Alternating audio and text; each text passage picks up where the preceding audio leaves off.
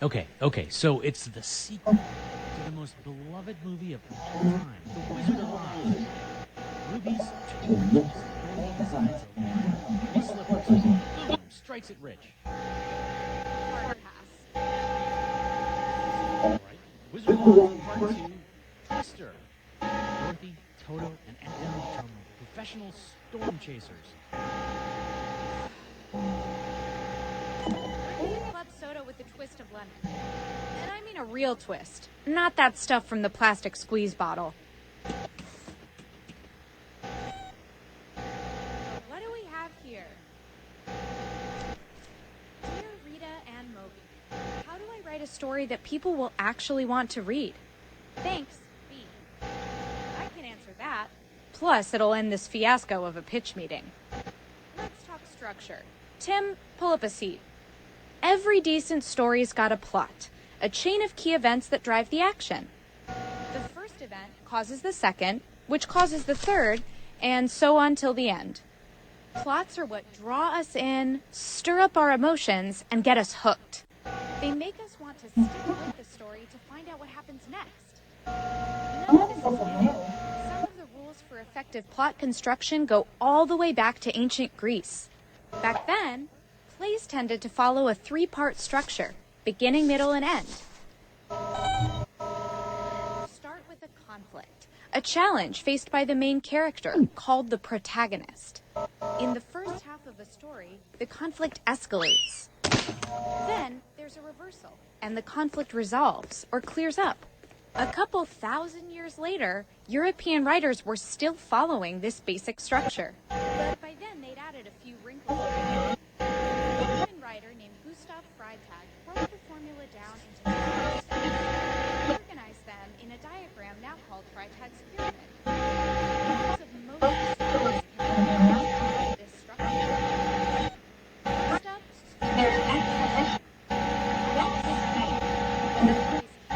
and setup introduced. The character is Dorothy. She lives on a farm with her dog Toto and her Aunt Em and Uncle Henry. Dorothy dreams of exciting adventures in faraway lands. What her character wants sets us up for what's to come. It's a rising action, often set in motion by an inciting incident. Toto hits Dorothy's house and carries her away to Oz. At this point, we have the story's main conflict. She desperately wants to go home, but lots of obstacles stand in her way. The Wicked Witch of the West. Opposite the protagonist in the conflict. She wants to steal Dorothy's ruby slippers, a gift from the Good Witch. The rising action tends to take up most of the story. Maybe you've heard the phrase, the plot thickens. That's what happens here. Events build to heighten the conflict, and the tension keeps mounting. Dorothy and her pals navigate a haunted forest, facing strange creatures and dodging the witch at every turn. Finally, they reach the wizard, who says he'll help Dorothy get home, but only if she brings him the Wicked Witch's broomstick.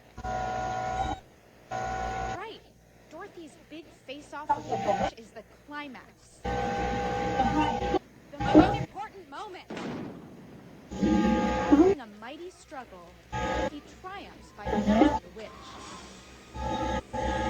That's my point that changes the protagonist. After that comes the falling action. The conflict is resolved. The wizard is a fraud who can't actually help Dorothy get home. But Glinda the Good Witch can. She explains that Dorothy has the power of herself. A little help from her wits. Plot device, something dropped in to move the action forward. Only at this key moment do we believe they can solve these problems. Sometimes, plot devices are too random or unbelievable to work.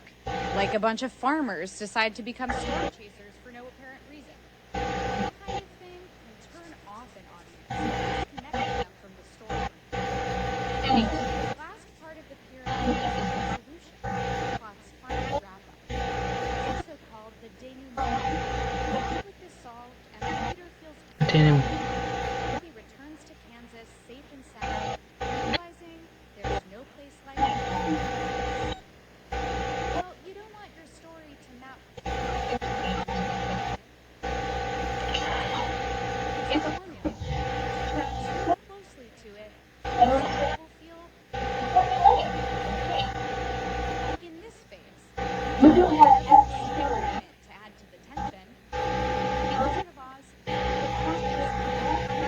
little detours when we meet Crow, Tin, and Lily. A little bit of looseness and lively. Some writers even mess around with the structure of the exposition and start medias res. The story's sense of if the Wizard of Oz started right in the middle of the tornado, Crow might come in late. Earlier time inserted in the story. Then it would be a non-linear story that's told in order. Sometimes a story begins at the climax, or even the resolution. Backtracks. Our stories might have more than one climax, or no resolution at all. Before you try any of those, it's a good idea to master the standard form. When you're planning out your story, map the plot onto the pyramid. Writers start at the start, imagining the characters and setting. Others envision the climax first, and backtrack to plan the answers to it. Some begin with the climax, and then figure out how it escalates and resolves over the course of the plot.